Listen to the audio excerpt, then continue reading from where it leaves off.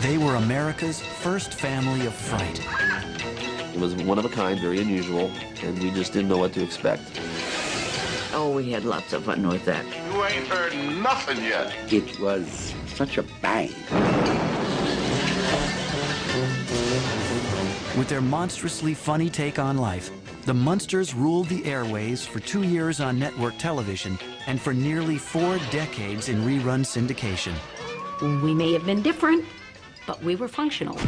But behind the cobwebs and layers of latex and grease paint lies the flesh and blood true story of a group of actors who would remain forever haunted by the cult classic characters they created. People watch these shows over and over again, so it seems like it's going to be with us forever. You can't be too careful these days. There are a lot of strange people in this world.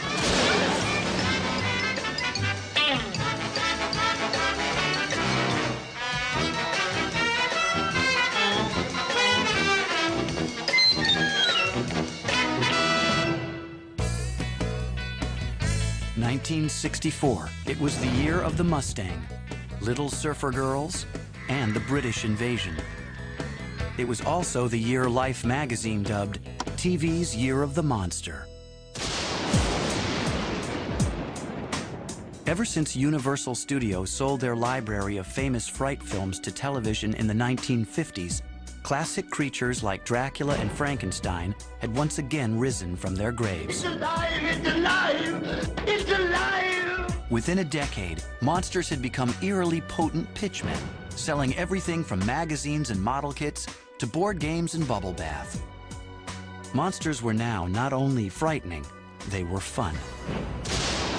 Of course, the idea of funny monsters wasn't new. In 1945, kid-friendly versions of Hollywood's classic creatures were conceived by Bugs Bunny animator Bob Clampett, who wanted to feature them in a series of cartoons. He developed a series called The Monster Family, which included Frankie Monster, he was the father, and he had a vampire wife. He submitted this to Universal and never heard anything about it again. It wasn't until the early 1960s that the idea of a primetime monster sitcom began to haunt the imaginations of network television executives. In 1963, out-of-this-world fare like My Favorite Martian had proven hugely popular. Almost overnight, Hollywood began digging up their old movie monsters in an effort to capitalize on the creepy craze. There was like this weird little cultural explosion at the moment about spoofing sitcoms through the conventions of fantasy and through horror. Third Place ABC network began developing 2 spooky sitcoms, one about a sexy witch named Samantha, and another about a macabre family of misfits, based on New Yorker cartoonist Charles Addams' most popular illustrations.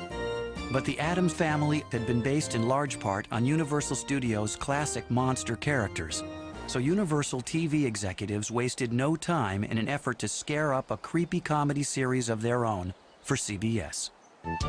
After Rocky and Bullwinkle writers Al Burns and Chris Hayward submitted a concept about a family of cartoon monsters living in suburbia, the idea was further developed by writers Norm Liebman and Ed Haas, under the watchful guidance of veteran producers Joe Connolly and Bob Mosher, the team responsible for the mega-hit sitcom Leave It to Beaver.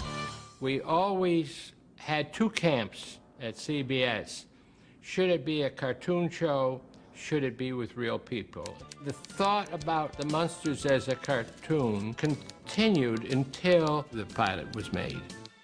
The script for the pilot told the story of a Frankenstein monster who was a mortician and the head of a family of ghouls. We thought this is a sketch. We never saw it go beyond just being that.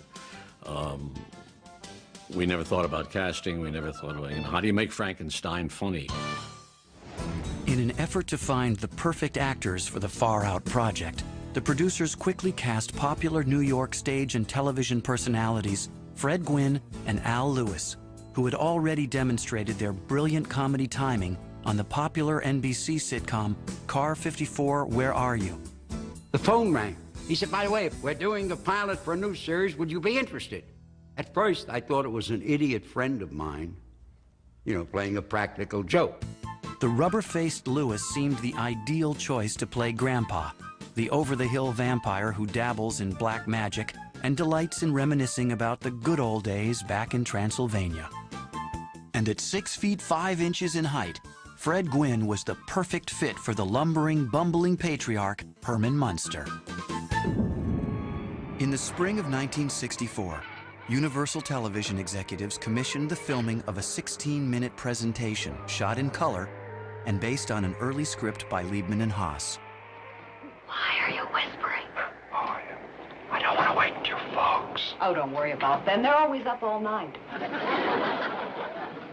It was intended to show CBS executives just what a family of funny monsters would look like in the flesh. Someone's coming. Hi, Uncle Herman.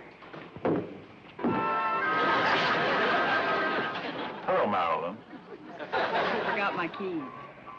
I'd like you to meet my date. This is Jack.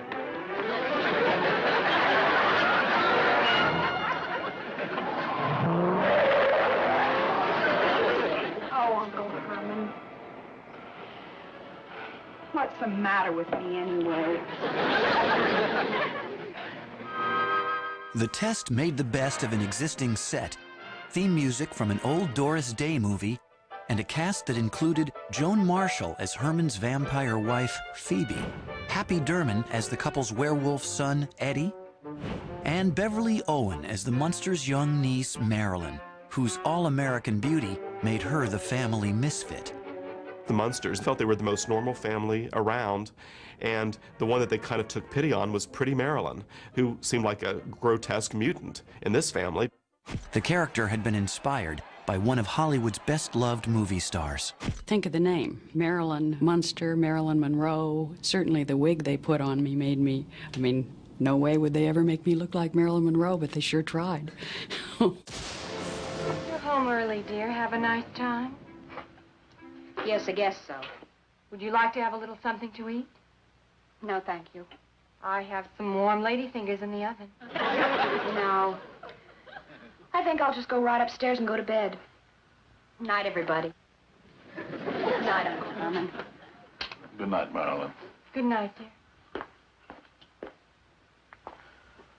Although the presentation was photographed in color, the producers decided to hedge their bets by striking distribution prints in more cost-conscious black and white.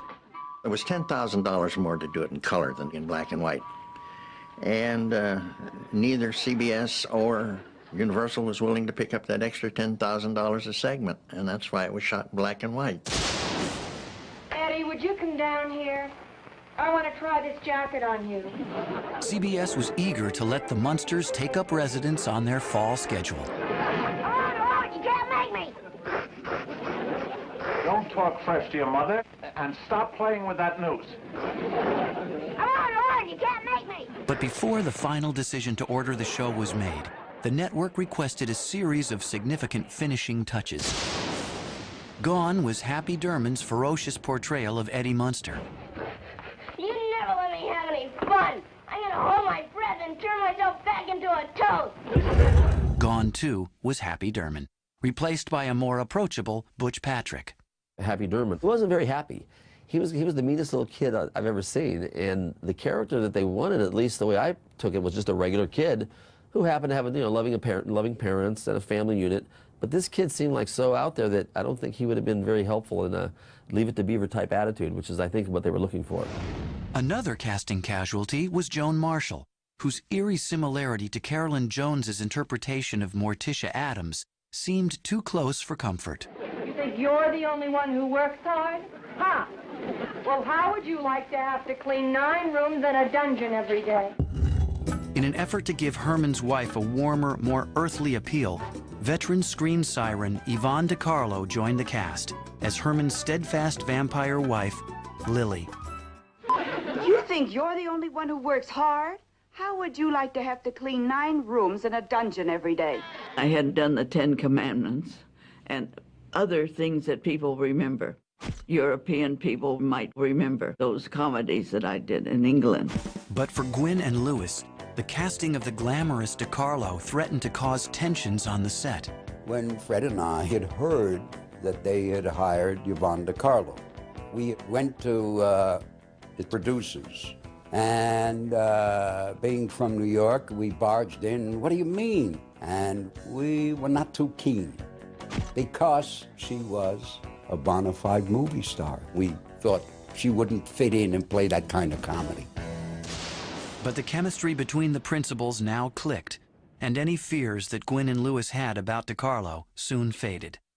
We were wrong. We were wrong, Fred and I.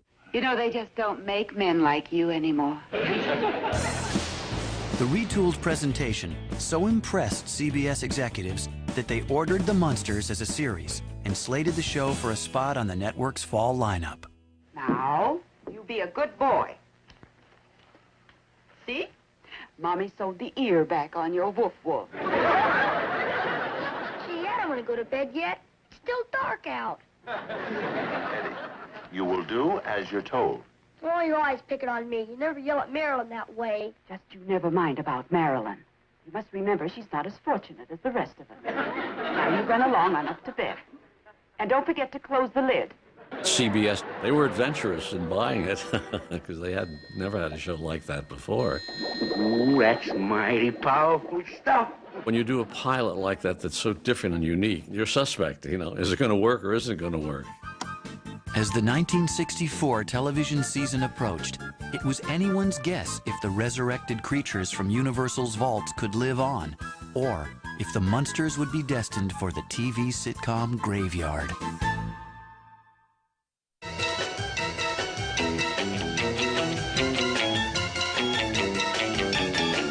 On Thursday, September 24th, 1964, The Munsters premiered on CBS with a title sequence that cleverly parodied the opening credits of wholesome sitcoms of the day.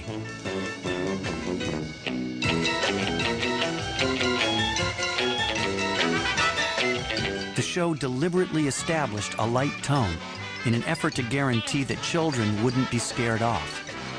They wanted to be Leave It to Beaver, Father Knows Best, The Donna Reed Show, all the family shows on television. They wanted to play against what they were, which was absolutely right. And they did it, and it worked very well. Before we say goodnight, wouldn't you like to come in for a minute? Mm-hmm. And meet my folks.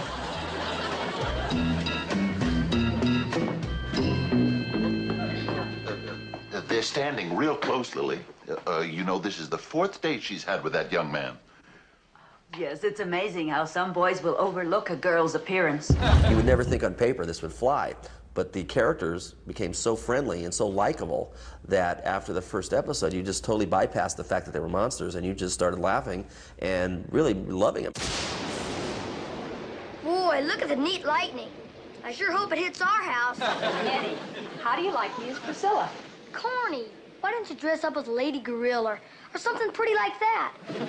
I don't think even that would help me. But in addition to the laughter, the Munsters' early episodes also featured sly moments of social commentary. Oh, it's you, Mr. Blue. Oh, yes, it's me, all right. I thought it might be them. Here they were, these different people, different color actually. They moved into your neighborhood. Did they bring property values down? All these things that people used to worry about back in the early 60s. Well, those Munsters are not running me off my property, but I don't want them wandering over here, if you know what I mean.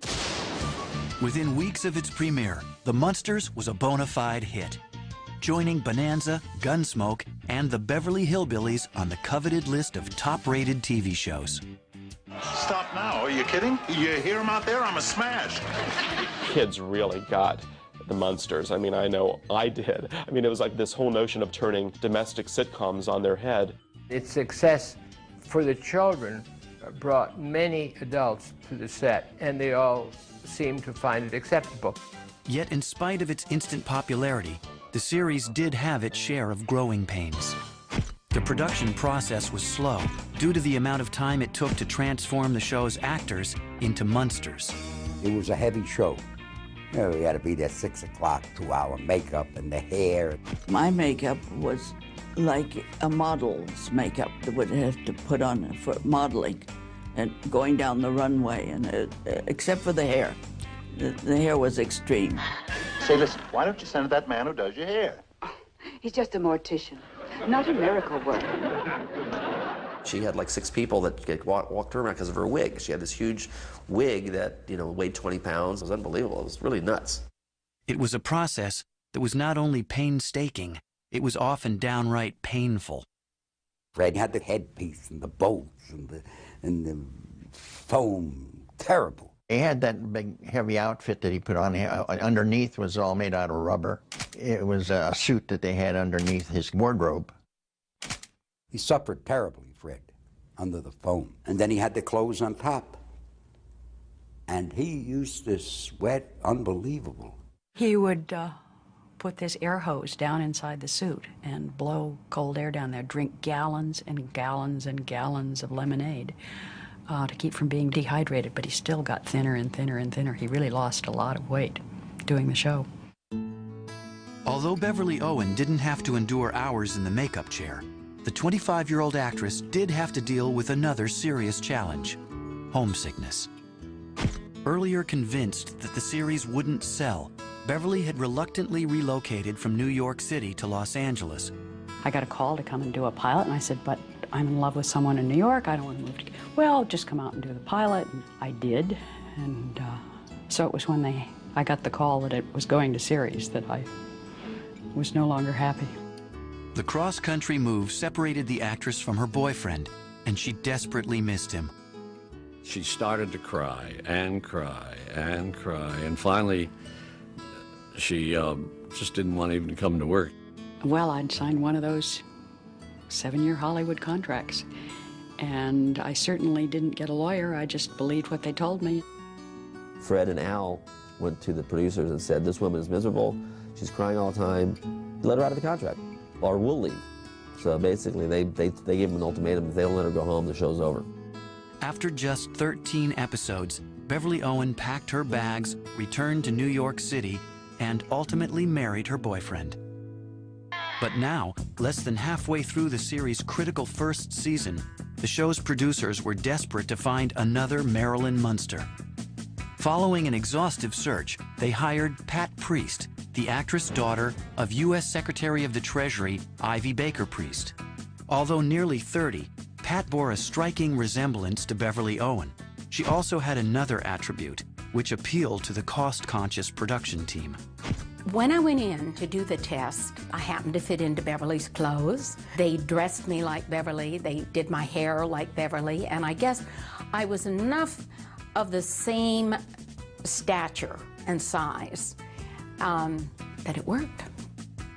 On December 24th, 1964, Pat Priest slipped into the role of Marilyn Munster. Ironically, many viewers didn't even realize a change had been made. Marilyn, are you sure you won't be frightened staying here alone? Oh, of course not, Aunt Lily. How could I be frightened staying in a friendly old house like this? With the cast members now firmly established, the Munsters began to hit a creative stride. Rather than depend on the one-joke premise of a family of monsters living life in a suburban neighborhood, the series quickly evolved into a creative showcase for Gwynn, Lewis, and DeCarlo.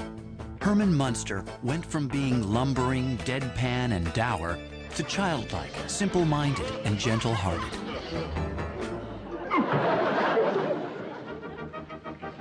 Oh, it's only you. Grandpa became the straight man, a cross between a geriatric Dracula and a mad scientist.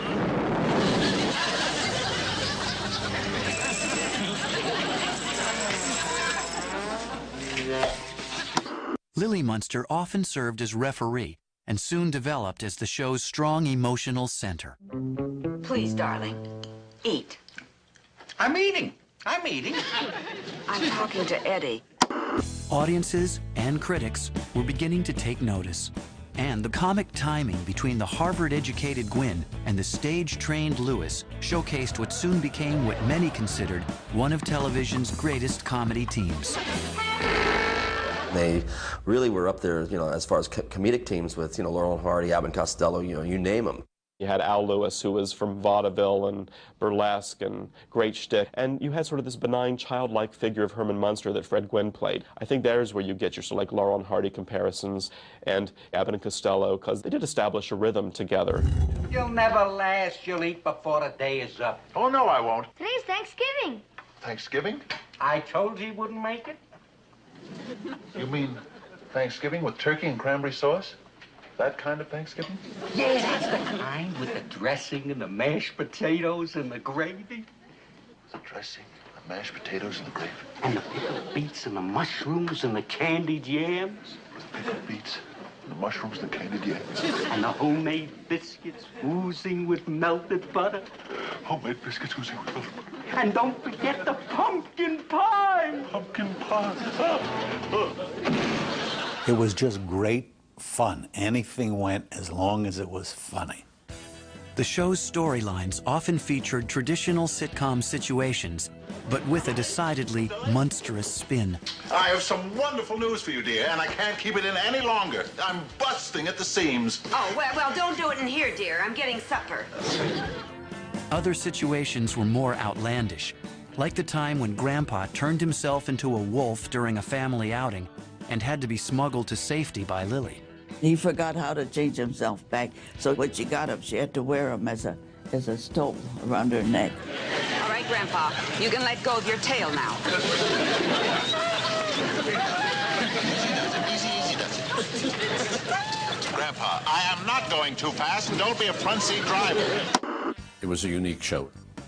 The characters were new and fresh. They were funny. The writing was excellent. The humor was good.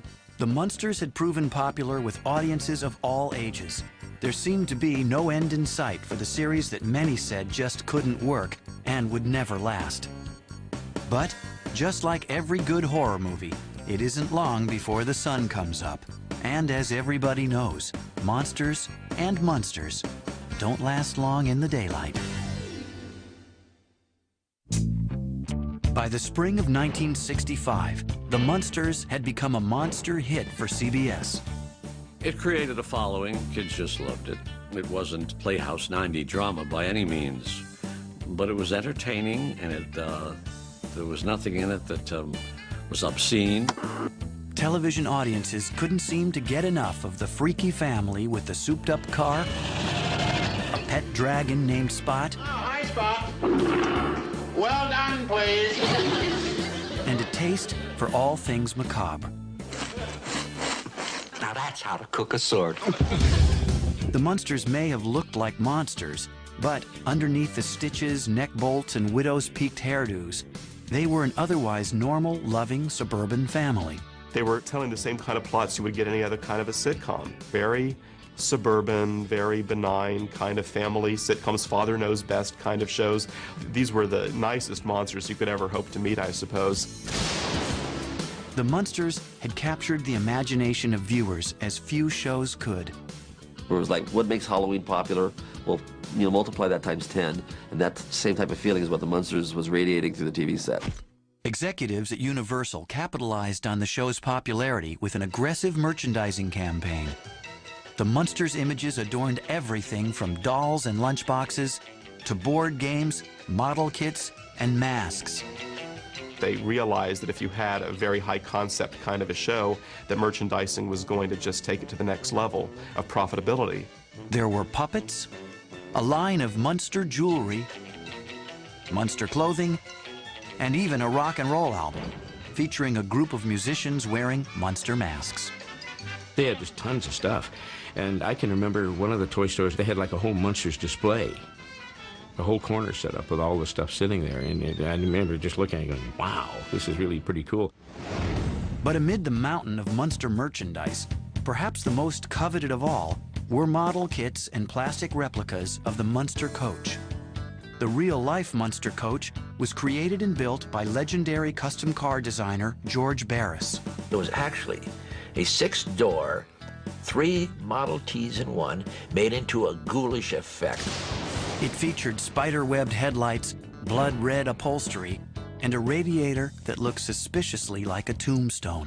The actual middle of the car was built like a chemistry laboratory for Al Lewis to put his brew together. Fred Gwynne would sit in the front with Yvonne DiCarlo, and they would drive the car.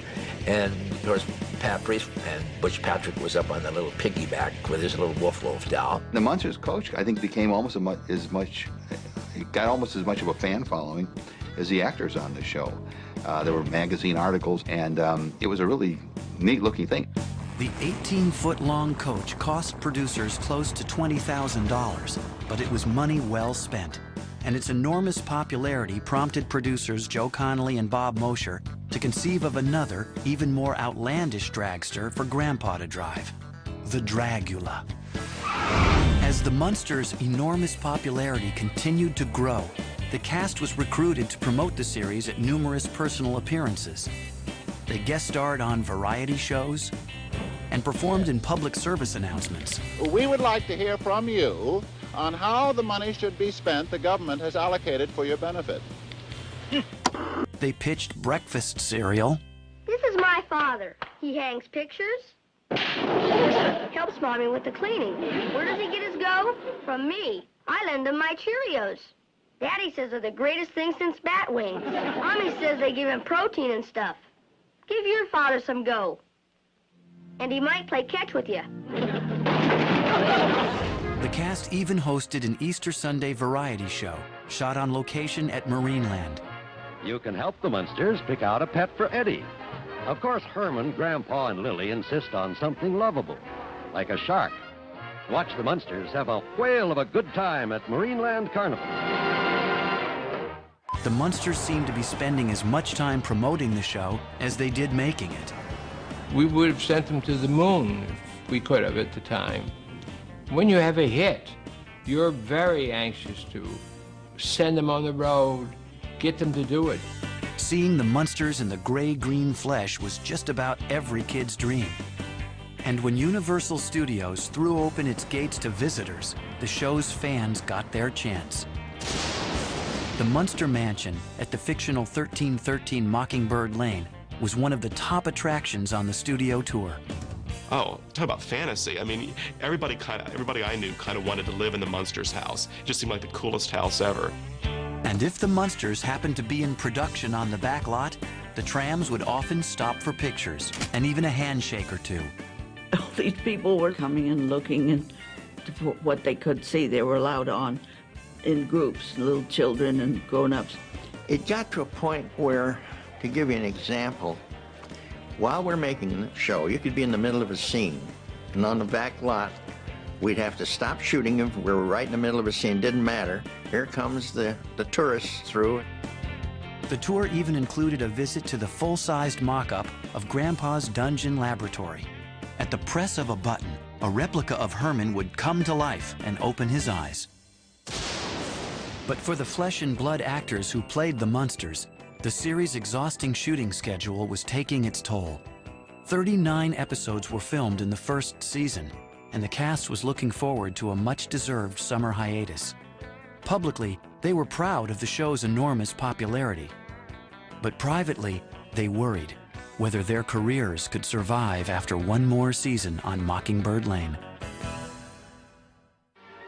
By the fall of 1965, the Munsters had become full-fledged pop culture icons. Fred Gwynne and Al Lewis must be fine, clean-cut boys to escort Santa Claus to town. Incidentally, they wish you a monstrously Merry Christmas. The series' second season was kicked off with a new, energetic opening title sequence. And episodes were even more bizarre than ever. You wouldn't want to go out to a nightclub, would you? The new, broader comedy approach was an attempt by the show's producers to keep the series fresh. But even though the Munsters still kept audiences laughing, the same could not be said of Fred Gwynne and Al Lewis, who felt the new direction was hurting the series. Fred and I were in constant battle with Joe Connolly and Bob Mosher. We thought that the show could be more satirical. Fred was a very intelligent guy, and, he would debate things that he thought, needed to be debated. I don't infer that we thought that the scripts were bad, but we thought that they could be better. One episode that Fred Gwynne did enjoy doing that year was called Just Another Pretty Face. In it, the versatile actor got a welcome opportunity to perform without his Munster makeup, when Herman Munster is accidentally transformed into a normal-looking man. Herman? What? I've got it. We'll make an appointment with Dr. Dudley to discuss the possibility of plastic surgery. Plastic surgery. Plastic surgery? Lily, what a wonderful idea. I could kiss you. As a matter of fact, I think I will.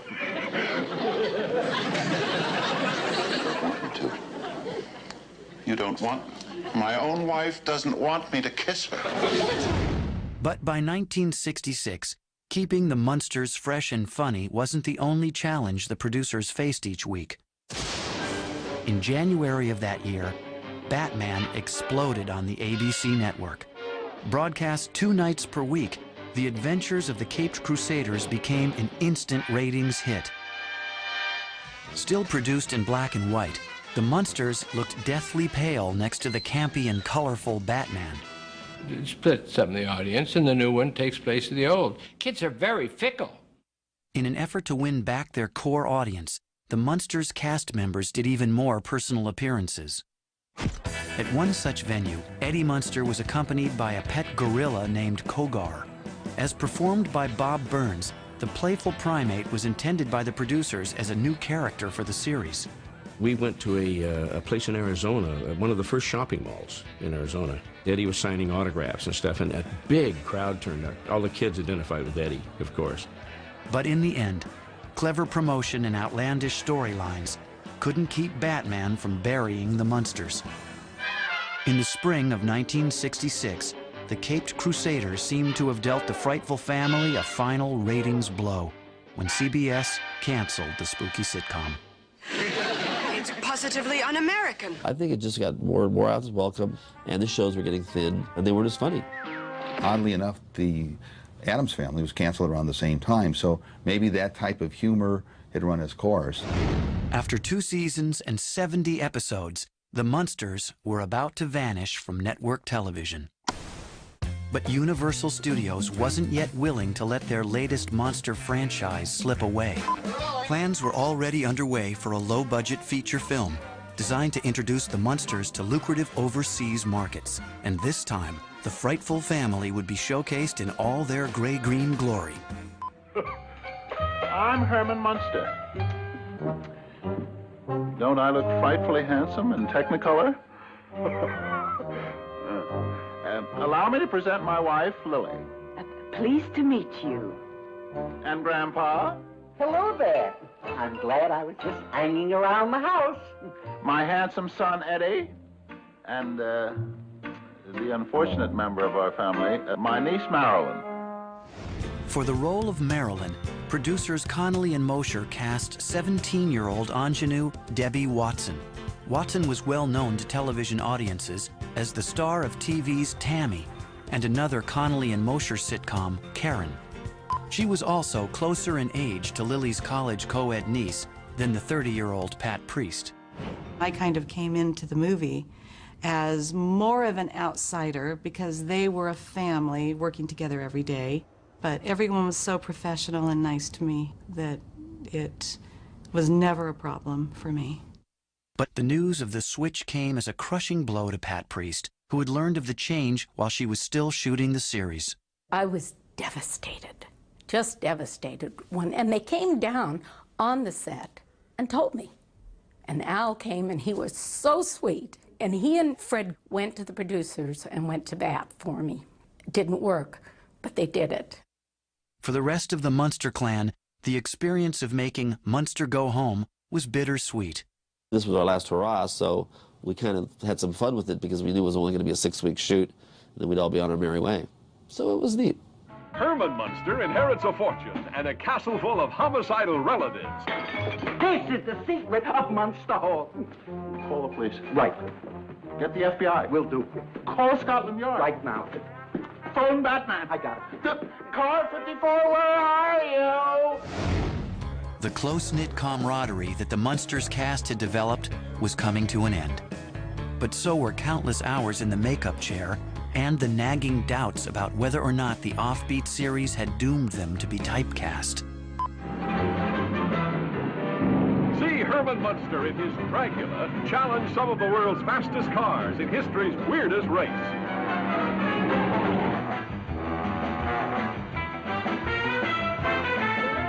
It's frightfully funny. The last shot of that movie was actually the last shot of the movie. It was really a kind of a sad situation, because here it was about 11 o'clock at night. We drove away, and we all got out of the car and took our makeup off and just parted ways. Just poof, see you later. But as the ghoulish makeup, wigs, and costumes were being put into storage, there were many who doubted that the series and its characters could ever really stay buried forever. Just like their classic big screen counterparts, Munsters, like monsters, would find a way to rise again. You go that way, Lily, you go that way, and I'll go this way.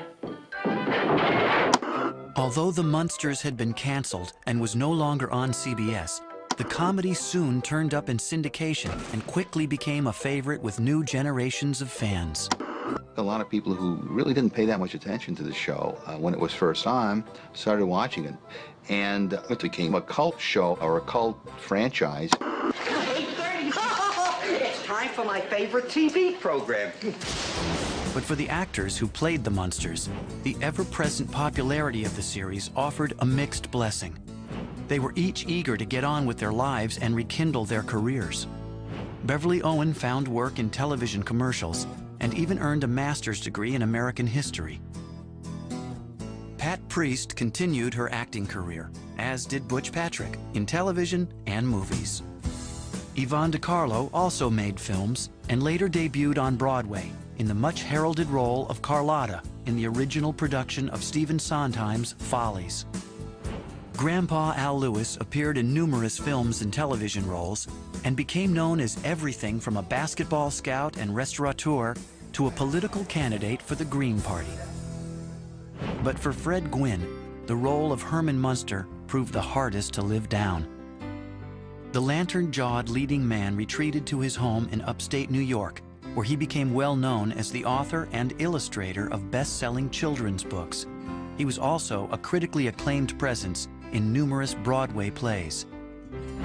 But critics and audiences were less than charitable to a forgettable effort on the part of Universal to relaunch The Munsters as a Saturday morning cartoon.